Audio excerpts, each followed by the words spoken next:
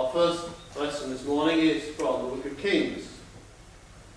It appears to start at a strange place, so a little bit of background to it. Elijah has put the prophets of Baal to death. And King Ahab and Jezebel are not particularly happy about this, especially Jezebel. She sent a message out to Elijah basically saying that if he doesn't get out of the way, he's going to be killed, just the same way as he killed the prophets. So he fled for his life, and he went into the desert, and he was fed and watered by an angel. And then we take up the reading at verse 9, after he's gone to Sinai, which is the holy mountain. There he went into a cave to spend the night. Suddenly the Lord spoke to him. "Elijah, what are you doing here?" He answered, "Lord God Almighty, I have always served you alone.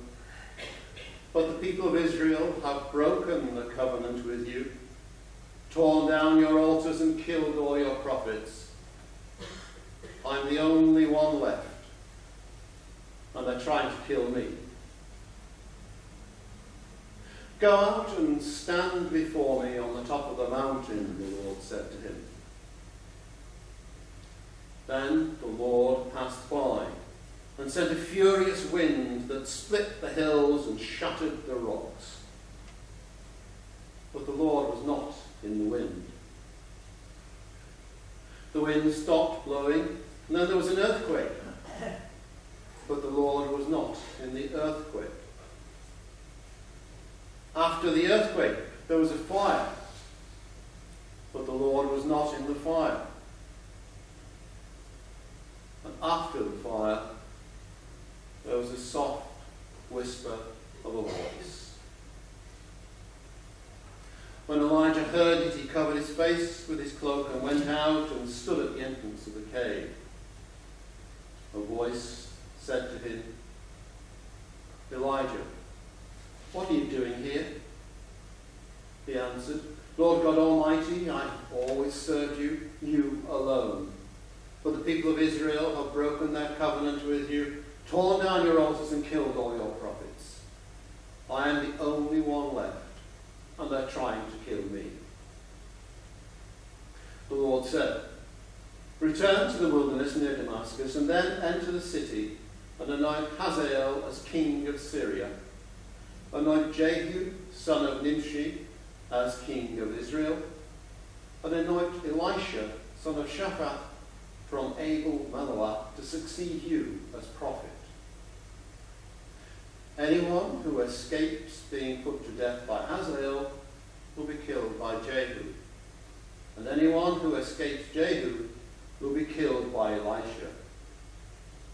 Yet I will leave 7,000 people alive in Israel, all those who are loyal to me and have not bowed to Baal or kissed his idol."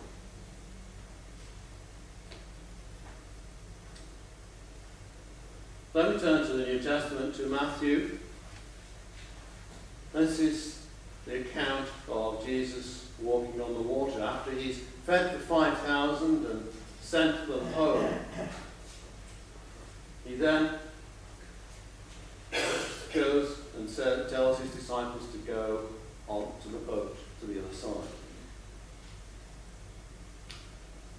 We're beginning to read at verse 22. Then Jesus made the disciples get into the boat and go ahead of him to the other side of the lake, while he sent the people away. After sending the people away, he went up a hill himself to pray. When evening came, Jesus was there alone. And by this time, the boat was far out in the lake, tossed about by the waves because the wind was blowing against it. Between 3 o'clock and 6 o'clock in the morning, Jesus came to the disciples walking on the water. When they saw him walking on the water, they were terrified. "It's a ghost," they said, and screamed with fear. Jesus spoke to them at once. "Courage," he said, "it is I. Don't be afraid." Then Peter spoke up and said, "Lord, if it is really you, order me to come out of onto the water to you." "Come," answered Jesus. So Peter got out of the boat and started walking on the water to Jesus. But when he noticed the strong wind, he was afraid and started to sink down in the water. "Save me, Lord," he cried. At once Jesus reached out and grabbed hold of him and said, "How little faith you have. Why did you doubt?" They got into the boat and the wind died down. Then the disciples in the boat worshipped Jesus. "Truly, you are the Son of God," they exclaimed.